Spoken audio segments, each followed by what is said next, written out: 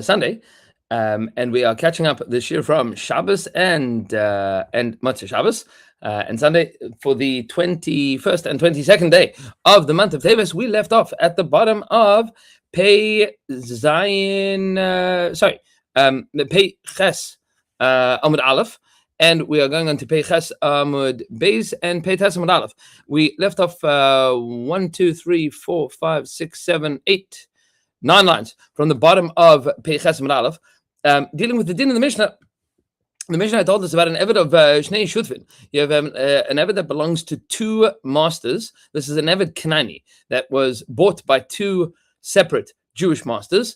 And the din the Mishnah said was that he cannot eat from either Korban Pesach, meaning each of them is going to make a Korban Pesach, and he doesn't have an option. He's not allowed to eat from either of them.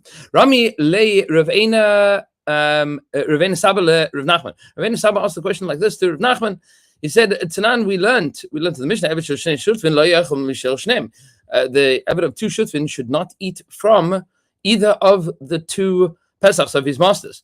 V'tanya, and we have a brayso that disagrees. It says, that he can choose. He can eat from either one. Obviously, he cannot eat from both, but he would be able to eat from either one. Says the Gemara that Amalei, so Ravena had asked this question of Rav Nachman. Rav Nachman responds back saying, Eina Saba, old Eina. V'amila, and some say that he called him Pasya Uchma, which means blackened pot. What exactly does blackened pot have to mean? So something I shouldn't point out here, that maybe it was because he was not a particularly good-looking person, and therefore he sat in the Beis Medrash all day.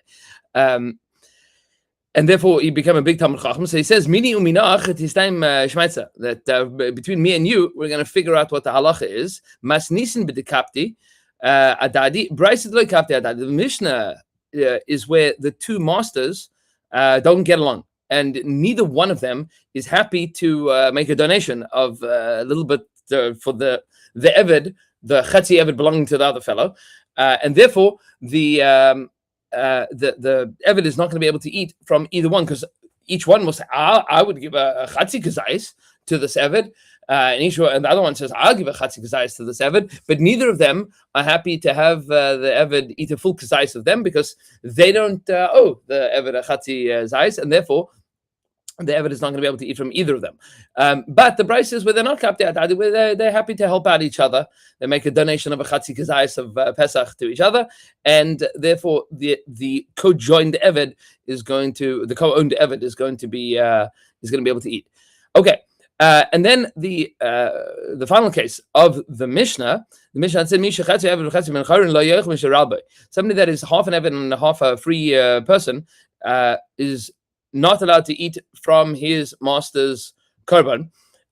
Firstly, how does a person become a Chatzi Eved Chatzi Ben Chorin? It would be somebody that is co-owned by two Jews. One of them freed him. If one of the masters freed him, so now this is the challenge: is he was an Eved Knani, and now he's a Chetzi Jew, Chetzi Eved Knani, because once you free an Eved Knani, now you are a fully fledged Jew, but he's only been half freed, so he's only half a Jew, the halacha, and the other half of him is still a Eved Knani that is chayv in mitzvahs like an isha. Says the Gemara as follows: Mishal Rabba hu delo yochel. He's not allowed to eat from that which is of his master. He's not allowed to eat his master's korban. Aval Mishal Atzmai yochel, but he should be able to eat from his own. V'hatanya, but we have a brayso that says lo yochel lo mishal Rabba. He's not able to eat not from himself and not from his master either. So this is now a contradiction. Is he allowed to bring his own korban Pesach? Says the Gemara Kasha. No problem. Can be Mishnah Rishona, can be Mishnah Achrona. It depends on the time period that this Mishnah was taught. There was a shift in the consensus of the halacha from one generation to the next. Says the Gemara as follows: what exactly is this shift in consensus?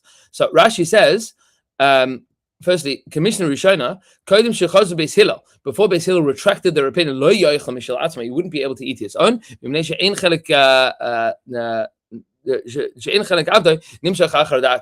Because the part of him that's a slave is still not able to eat his own thing. And the Mishnah Achrona would say that since he's going to become freed, and we'll see exactly how that plays out, he would be able to eat Mishal Atzma. What exactly is the background to these halachas? Says the Gemara as follows: Ditnan. We have a Mishnah that says in the Mishnah Chagiga, Misha Chatzi Eved v'Chatzi Ben Charin, somebody that is half of an Eved and half of a free person. Oved es Rabba Yom Echad, he works for his master one day. Ve'es Atzma Yom Echad, and he works for himself one day. Sunday he works for his master, Monday he works for himself, and then switching off the rest of the week. Shabbos, of course, he doesn't work because he's an Eved Knani, and he is not allowed to work on Shabbos. Divrei Beis Hillel, this is the opinion of Beis Hillel, you switch off one day. Beis Shammai says, top of Peches Amud Beis, Tikan Beis Rabbi, that works out great for his master, meaning the master that still owns half of an Eved, Ves Atzma L'Takantem, but you haven't done anything for him, meaning he's still in a precarious situation, he's in a complicated halachic situation. Why? Because he is not able to get married. What's the breakdown of this? Lisa Shivcha is not allowed to marry a Shivcha Knainis, Shekvar Chetz Ben Charim, because half of him is a fully fledged Jew. So you cannot marry a Shivcha Knainis, a non-Jewish slave woman that's owned by a Jew. Lisa Bas Charin is not allowed to marry a free, fully fledged Jewish girl, Sha'adayin Chetz Eved, because half of him is an Eved, and she's not allowed to marry Chetz Eved. So Yivatel. Now it's going to be that he can't get married at all. But HaKadosh Baruch Hu created the world for Pirivirivia in order to be able to settle it. As the pasuk says, HaKadosh Baruch Hu did not create the world to be empty, to be vacant. He created it to be settled. So therefore, in order to fix the world, meaning in order for the interest of the betterment of society, Kofen is Rabbi. We force his master, we force him to free his slave. And he will write a document for half of his value, meaning he will owe his master half of his current value, and it'll be it's not a matana. He's going to owe his master half of his value, and then he's going to pay him over the next. So he frees him, and then he still will work one day, in order to be able to pay off. In order to be able to pay off the debt of his ownership. And eventually Beis Hillel retracted their opinion and they agreed with Beis Shammai, and therefore the Chatzi Eved Chetz Ben Charin is going to be able to eat from his own Korban Pesach because he is about to be free. Pashtus, meaning, does that mean before he's freed, or even before he's freed, or only once he's freed, and he's still considered to be a Chatzi Eved Chetz Ben Charin? So that is a discussion. Okay, the next Mishnah. The Mishnah, 8 lines or so down from the top of Peches Amud Aleph, says the Mishnah as follows: somebody that says to his Eved, "Say v'shachat alai es haPesach, go and shecht Korban Pesach for me." Meaning Pesach program in Yerushalayim. So you have people that are staying in the hotel, and they say to the Eved, I'm busy, getting ready for Pesach, preparing for the Haggadah, cleaning up the apartment, whatever it is. You go off and you shech the Pesach for me. You're in charge of that. So shachat gedi yochel. If you shechted a gedi, you can either have a goat or a sheep. Those are your two options for Korban Pesach. So if he shechted a goat, good, you eat that one. Shachat teleh. If he decided that he was going to shecht a lamb, yochel, then you're going to eat that. Shachat gedi utle. What happens if he shechted both a gedi and a teleh? Yochel min harishon, he should eat the first one. And the second one, in that case, would be burnt because you can't be nimna on two Korban Pesachs. So the first one is the one that you would assume that you were nimna on. We'll discuss this in the Gemara. And the second one does not get used, and that gets burnt because that was a Korban Pesach that didn't have anybody registered on it. Shachach ma amar le Rabba. What happens if he forgot what his master had said to him? He didn't remember if it was supposed to be a goat or a sheep. Ketzad Yasa, what should he do? Yishchat tzle ugdi. He should check both. V'yomer, and he should say, Im gdi amar li Rabbi. If my master said that he wanted a goat, gdi shaloi utzle shali. Then the gdi, then the goat is his, and the sheep is mine. V'im tzle amar le Rabbi. And if the master said you wanted to have a lamb, then the lamb is his, gdi shali, and the goat is mine. And that way, he's not accidentally bringing a Pesach without people registered on it. But what happens if the master forgets? The master's like, I don't remember what I said to you. I don't remember which one I wanted at that point in time. Now you have two Pesachs, and now you're not sure which is which. What should you do? Shneihem, both of them are going to go out and be burnt. And he's going to be exempt from making a Pesach Sheni. And we are going to get into all of these details and their complications and applications momentarily. Says the Gemara as follows: Pshita. The first clause of the Mishnah is obvious. If you said to the Eved, go and check the Gedi, and he checked the Gedi, then you eat the Gedi. That's obvious. Pshita shachak Gedi yochel. So says the Gemara, no, I forgot the ragel b'tleh. Even though every other year he says that he wants a lamb. I mean, this year he said that he wanted the Gedi. We assume that he should, that even though in previous years he always said tzleh, this year he said Gedi, we don't assume that he made a mistake and that he wanted the Gedi, and that's exactly what he got. Shachat tzleh yochel, I forgot the ragel b'Gedi, and if he says that he wants a lamb, even though this year he said he wants a Gedi, you do what he says this year, and he's going to eat the Gedi. Shachak Gedi utzleh yochel min harishon, if he shechted both a lamb and a sheep. Sorry, both a lamb and a goat. Lamb and sheep is the same thing, right? A lamb and a goat. Yochel min harishon, you should eat from the first one. So this is going to be interesting now. What do you mean you eat from the first one? You cannot be registered, the Brisa says, on 2 Pesachs at once. How could you say you're Yochel min harishon? So meaning he was registered on both, and then maybe that's Breira. How does that work? You can't be registered on both. Says the Gemara, what we are talking about here in the Mishnah is Masisin b'melech v'malka. What we're talking about is a king and a queen, meaning these are fancy people that have a menu. A king and a queen, they have a menu, and they usually have surplus of all the different items in the kitchen that they like having.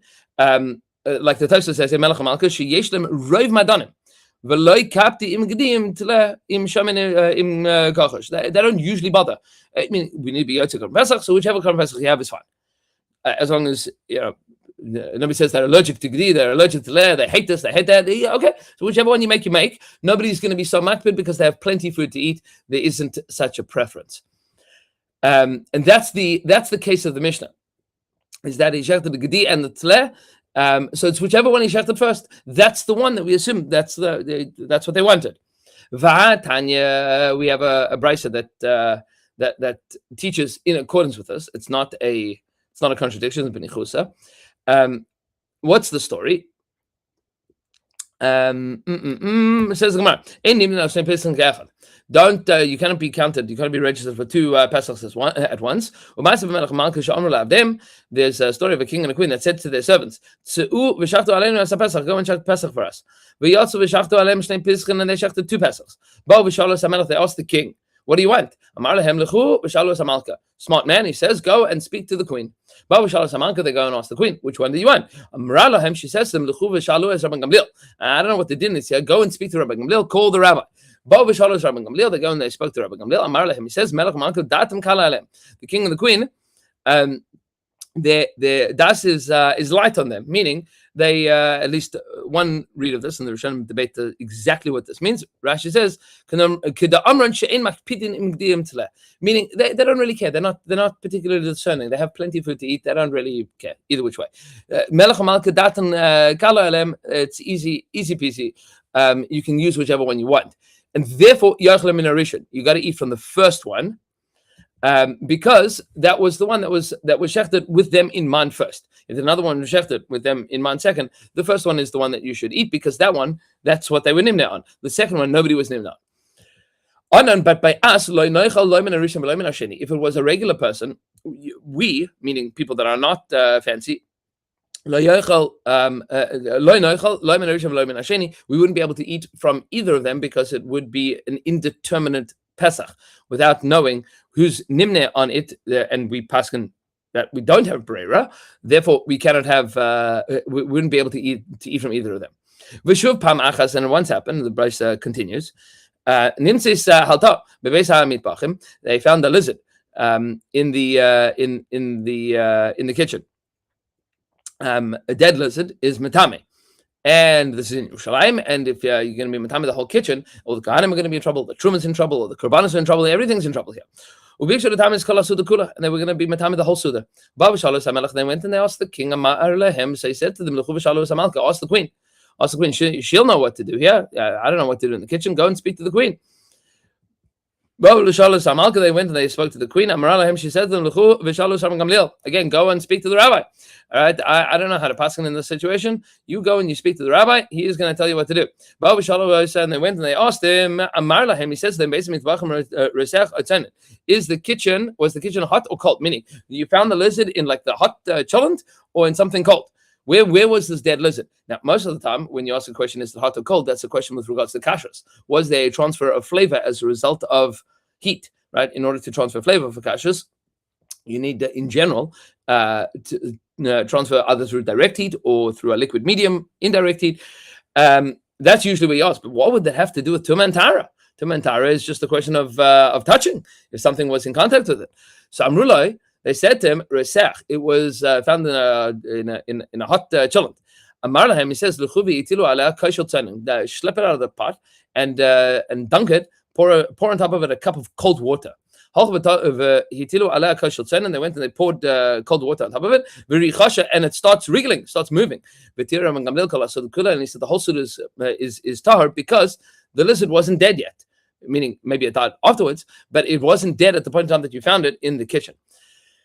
And then the Brisa concludes, Nimtza melech talib b'malka, it comes out that the king depends on the queen. V'nim says Malka tului b'Rabban Gamliel, and the queen depends on Rabban Gamliel. V'nim says Kalasu Kula tului b'Rabban Gamliel, and the whole story depends on the whole story depends on Rabban Gamliel. Who exactly is this king? So some of the Rishonim point out that this was Agrippa HaMelech, and this was in the time of Rabban Gamliel Hazakin, which is during the time of the second Beis Hamikdash, before the destruction of the second Beis Hamikdash. Okay, and then we have the case of which is a complicated case. What happens? We'll see all of these complications. We're going to stress test a lot of dinim now that we have learned with regards to Pesach and Shlamim. The Mishnah told us that if you have an Eved that doesn't remember what his master said, and the master also doesn't remember what he said. So the Mishnah here says that both the Gedi and the Tleh are going to be burnt. You can't eat from either of them. And you cannot make a Pesach Sheni now. You can't make a Pesach Sheni. So, what happens if you forgot what if he forgot what the master said? So, before that case, sorry. If the Eved forgot what the master said, but the master knows what he said. So the Mishnah had said, the Shali, he says that he could say, whatever I shechted that my master wants, that'll be for him, and whatever is for me, that'll be for me. Shali, so ask the Gemara the question, Masha kana Eved kana Rabbi. How does the Eved have his own livestock to even talk about it? How does he have his own Gedi? How does he have his own Tleh? How do you say this one will be mine? Whichever one he doesn't want is the one that I'm going to take ownership of. It's going to be mine. It's going to be my Korban Pesach. How did it happen that he has one at all? Because an Eved that purchases something is not with his own money. His master owns it. Master owns him, and he owns whatever, and therefore he doesn't have personal property. Amar Abaye says, no. There is a way for an Eved to own something himself, which is if he goes to a particular shepherd that his master has a relationship with, meaning he has a regular business relationship with, that wants to keep up business with this master, so he has a relationship with the Eved that goes to make the purchases. So he says, if you come buy from me, meaning your master makes big orders, so if you come to my store, I will give you a freebie, right? You'll get one, on condition that your master doesn't have reshus in it, meaning doesn't own it. So I can be makna something to an Eved and say this is yours that your master doesn't own, and that would be legal. Why is this legal? Because that is in the best interest of the master, because meaning is creating that business relationship with the Eved that is acting on the master's behalf, and therefore the master is okay with him having his own animal, so that he continues the business relationship, and that's how he has his own animal. Okay, and now comes the next case. Shachach Rabbi ma shamalai. If the master forgot what he had said, so the owner, the balabais, doesn't know what he wanted, he doesn't remember what he said. So we had said that in that case, both of them are going to be yes al beis shefa, and you don't bring Pesach Sheni. Amar Abaye. Abaye explains as follows: this whole story is only if they forgot after Zrikas Hadam, after the blood of the Pesach was already thrown in the Mizbech. Because while the blood was being sprinkled on the Mizbech, there was a korban, there was one of these animals that was chazal achila. Now you could have eaten it, and then you forgot which is which, right? You don't know if it was the gedi or the tzaleh that he wanted, but at some point in time, there was a period of time that there was a Pesach that was able to be eaten, that everybody was clear about. But if you forgot before Zrikas Adam, once the blood is thrown, nobody knows what's what and who's who and which is which. There's never going to be a time that it's chazal achila, that it could have been eaten, because you don't know who's nimne on what. In that case, then they would be obligated to make a Pesach Sheni, because there wasn't even a Pesach Rishon that was offered. That is Abai's understanding based on the Mishnah. And then we have a brisa, and some are going to argue a brisa that Abai didn't say this rationale based on the, as an explanation of the Mishnah, but he said it as an explanation of the following brisa. What does the brisa tell us?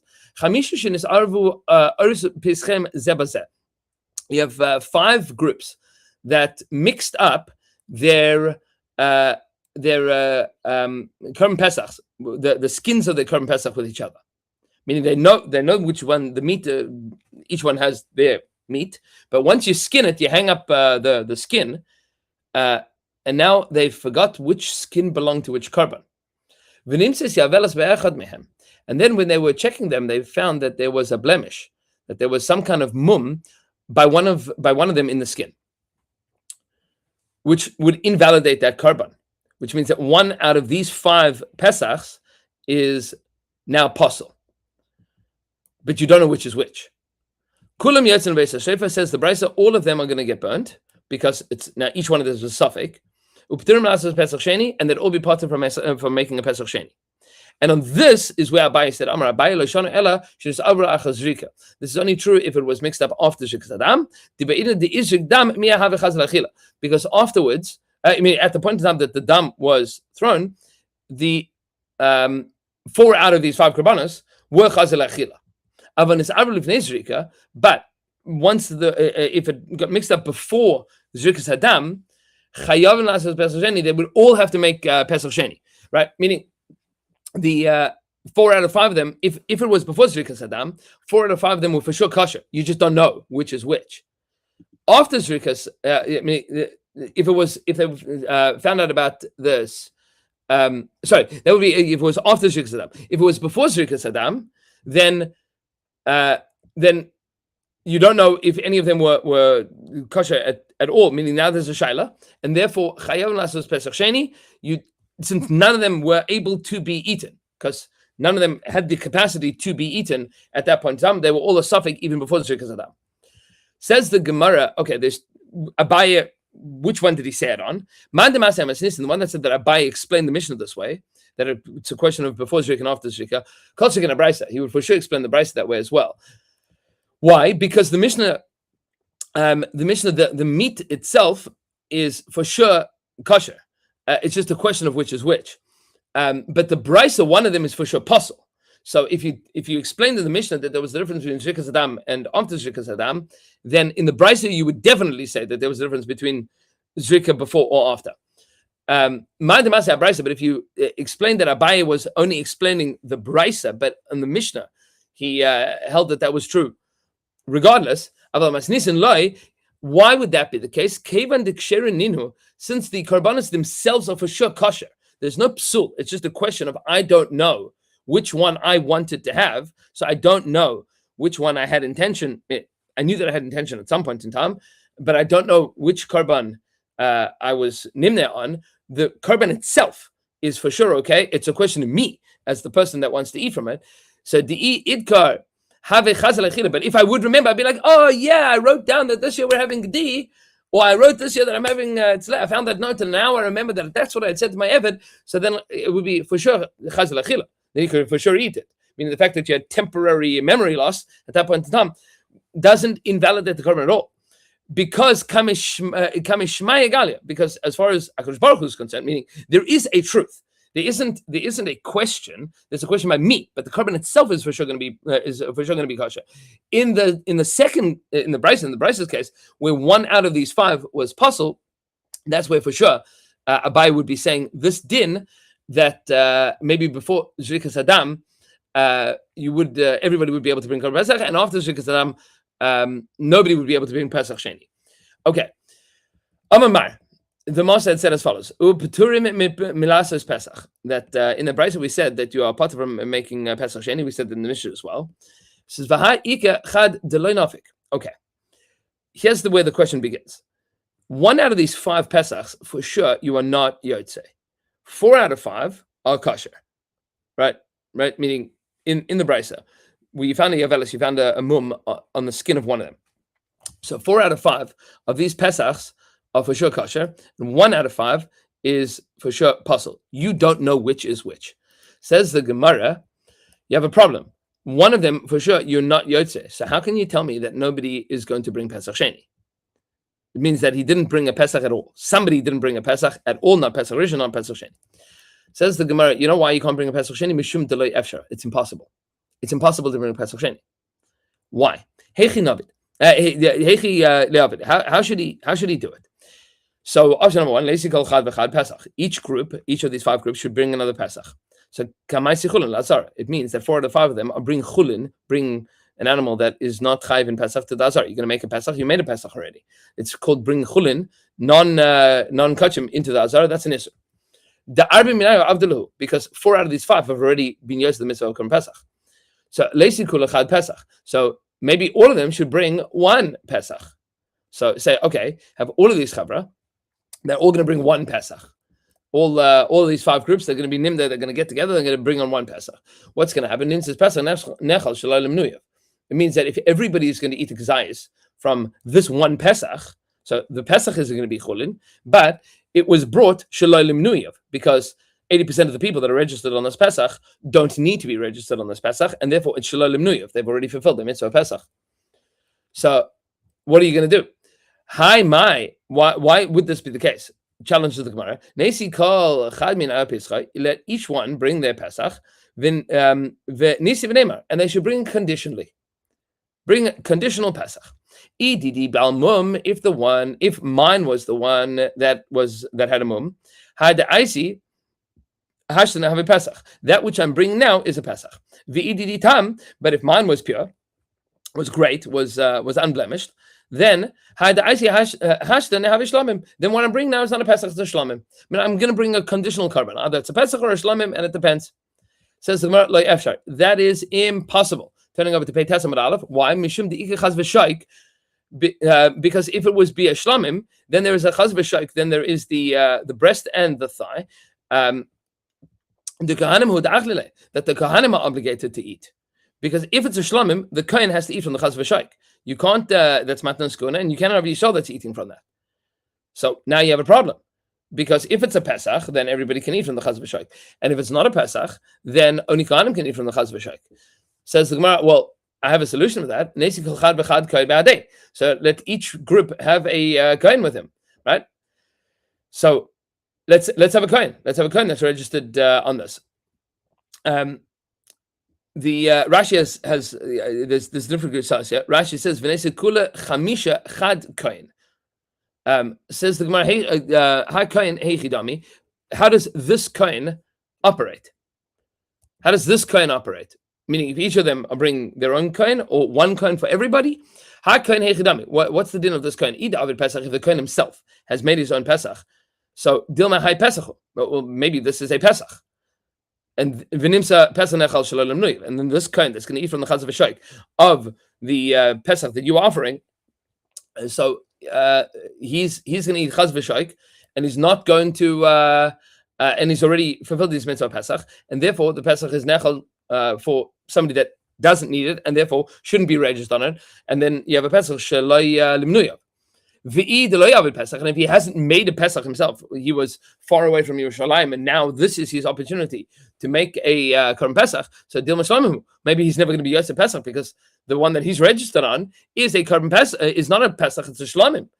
V'loy avid Pesach, and he hasn't ever made a Korban Pesach. Says the Gemara, no, we have a good solution here. That's Rashi's Girseh. Now we have a solution. Found one kohen that was far away from Yerushalayim, and have him register on all 5 of them. Now, only one of them is a Korban Pesach, and he's going to eat from the chaz v'shaik of all 5 of them. This is going to be a very busy night. the 15th of Iyar. Pesach Sheni, for this kohen, he's going to eat the kazayis from the chaz v'shoik of each of these 5 korbanos. V'nesi kol chamisha chad kohen, each one is going to bring a korban, and you're going to have one kohen that is going to eat from each of these 5. V'nimni ilavei hani chamisha b'dischim, and he's going to be registered on all 5 of these potential Pesachs. Dimi malashach, because either which way, because one of them is for sure a korban Pesach, and he'd be yotze with that korban Pesach. Says the Gemara, Ella mishum. So that would be a good solution. What's the problem with doing this, with making a conditional Pesach shlamim korban? Ella mishum dekamemait ba'achila shlamim. Because if you do this, what are you doing? You are, by definition, you are shortening the amount of time that you would be able to eat the shlamim. There's a difference in halacha between a Pesach and a shlamim with regards to how long you can eat it for. Why? Because the Pesach can only be eaten for one day and a night, meaning that night and that day. The next morning, and the rest is burnt in the morning. You have until the next day, meaning you'd be able to eat it for considerably longer. And since you are treating all 5 of these as shlamim, as well as Pesach, you have to be machmir, and then you're going to end up with noiser. You're going to end up burning stuff that shouldn't be burnt, or not being able to finish it, or simply just being memayit in the amount of time that is available to eat it, and doing so by shlamim, that would be a problem. V'nesi, and therefore you cannot make this conditional shlamim Pesach. Says the Gemara, v'nesi moiser Pesach. Well, maybe you could, instead of making a shlamim, you could make, and we saw this idea much earlier in the Masechta, maybe you could make a moiser HaPesach. So a moiser HaPesach is a strange, quite literally a strange beast. It is a Pesach that was dedicated to be a Pesach, and then you lost it, and then you made another Pesach, and then you found it. So this is now a Pesach that is a quasi-Pesach. It was supposed to be a Pesach, and then it wasn't brought as a Pesach. Now it has to be brought as a shlamim. So it has this quasi-din. This is a quasi Pesach, quasi shlamim, and would have the dinim of both, and you wouldn't take it down from Pesach to shlamim, but maybe you could. This is v'nema, and maybe we'll say didi balmum, if mine is a balmum. Hi da isi hashna have a Pesach. Then I'm pesaching this Pesach, right? Meaning that it's not going to be a shlamim. I'm going to reinstate this as a Pesach. V'ididi tam. And if mine was unblemished, then this is a shlamim. Because the din is that a Moser HaPesach doesn't downgrade from that halacha of only being able to be eaten for a day and a night. Says the Gemara,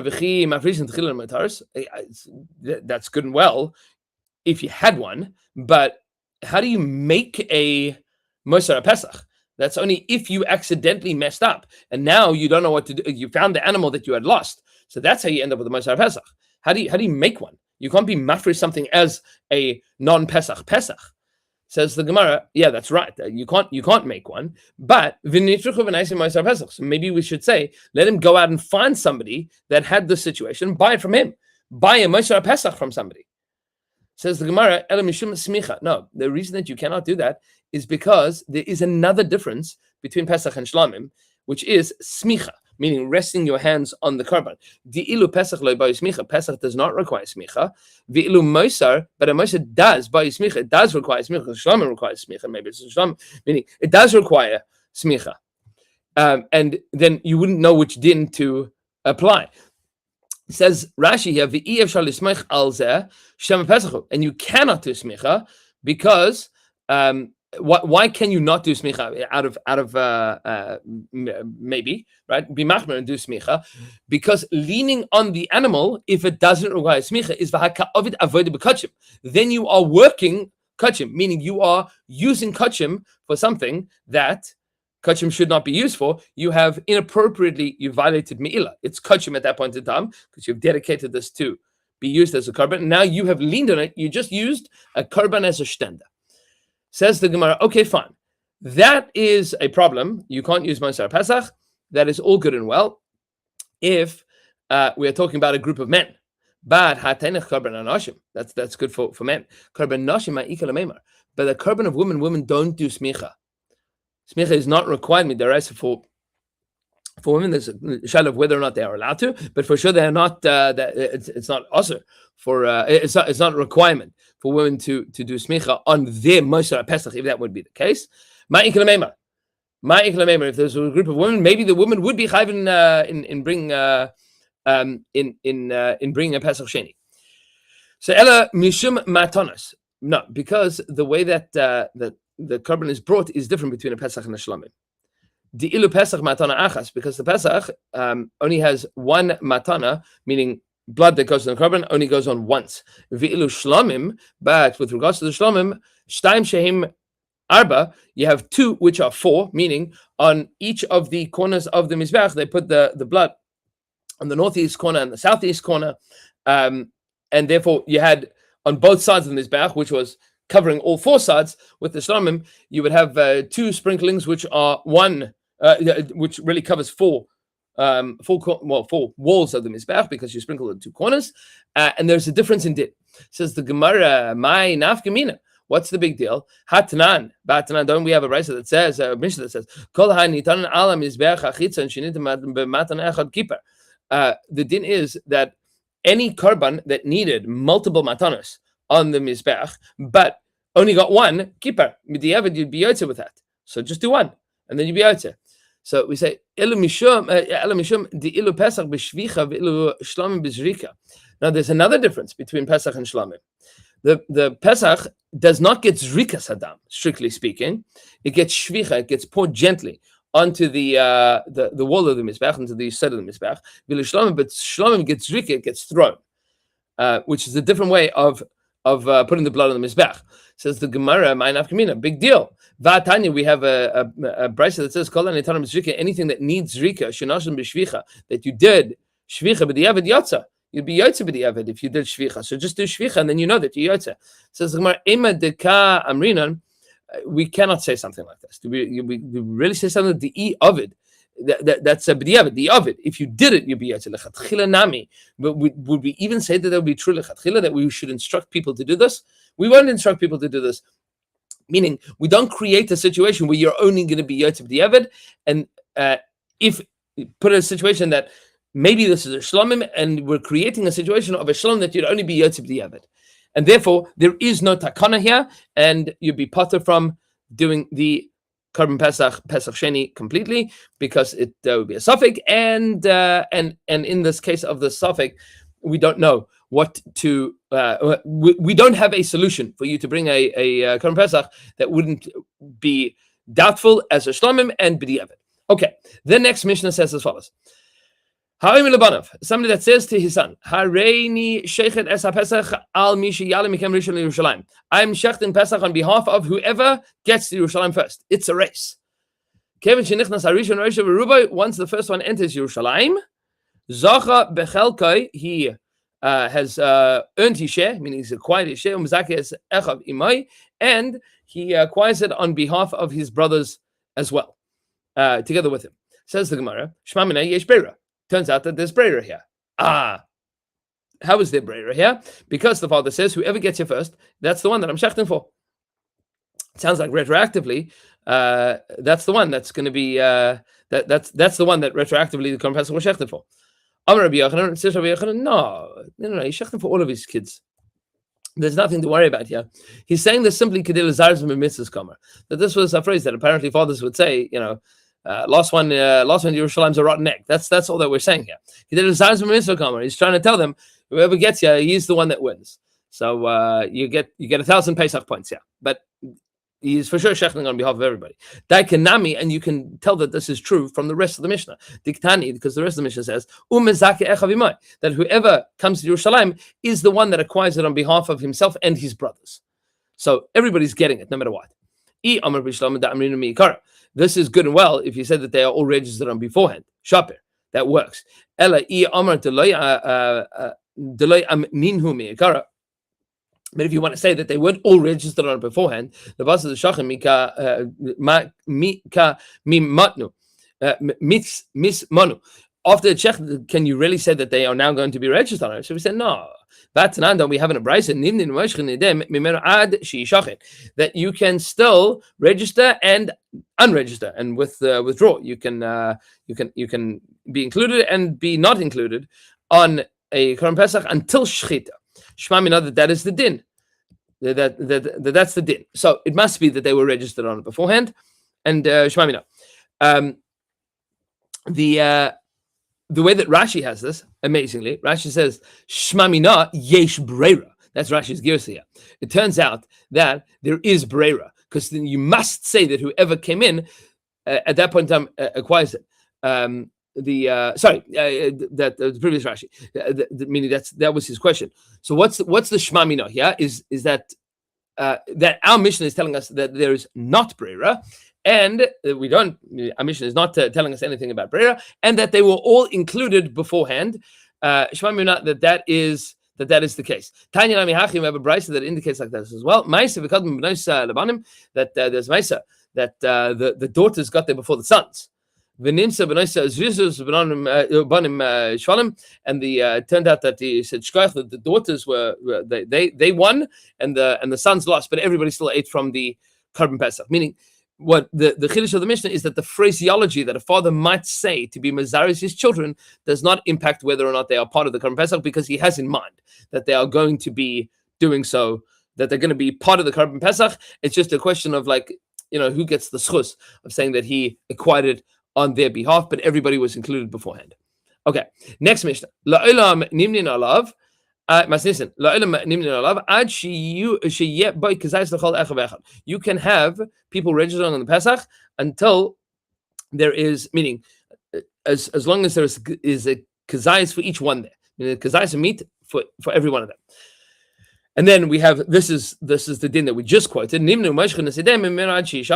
that you can register and deregister until the Pesach is shechted. Rabbi Shimon says, until Zrikas Adam, and we will explain what that means later in the Gemara. It says the Gemara, what exactly is the din that Mishnah is telling us? This is telling us that Avagav the Imni Olav Chaburizu, even though this Chabura has registered for it, he can go back and he can switch to another Chabura. Meaning, you can switch your registration from one group to another group until Shechita occurs. The Mishnah says that you can register and deregister until Shechted. Abaye says machlokes li ma sheikh. Abaye says that there is machlokes. Machlokes is with regard to deregistering. The Rabbanan say miyos miseh me chayusa deseh. The Rabbanan hold. The pasuk says miyos miseh mechayusa deseh, from the life of the from the lifetime of the seh, meaning that for as long as it's alive, you'd be able to register and deregister. What does Rabbi Shimon say? Rabbi Shimon savar mehavayaseh deseh. That when the pasuk says miyos, the Rabbanan read it as michyos, from the life of it, and Rabbi Shimon reads it as mehavayaseh deseh, from it being around, meaning as long as it still exists, that there's still what to bring of it. Because Adam hasn't occurred, then it is still said that you can register or deregister from it. Aval lima nice, but with regards to registering, everybody agrees that you need to be registered. You need to know where you're going. Once it's shechted, you cannot register on a korban that's already been shechted. The pasuk says b'michsas nefashos, with the according to the number of souls. V'hadar tachosu, and then it says you will be counted on the set. It has to be an account of the number of souls before shechita. Tanya, we have a brayse that indicates like this as well. That you can register and deregister until it is shechted. Rabbi Shimon says you can register until it is shechted. And you can deregister up until the point in time that the blood has been thrown. And we will continue and pay Tesam base with the next Mishnah tomorrow, hoping that everybody had a beautiful Shabbos and weekend, and that it should be a Shavuot Tov U'Mevarech to everyone. Have a beautiful day.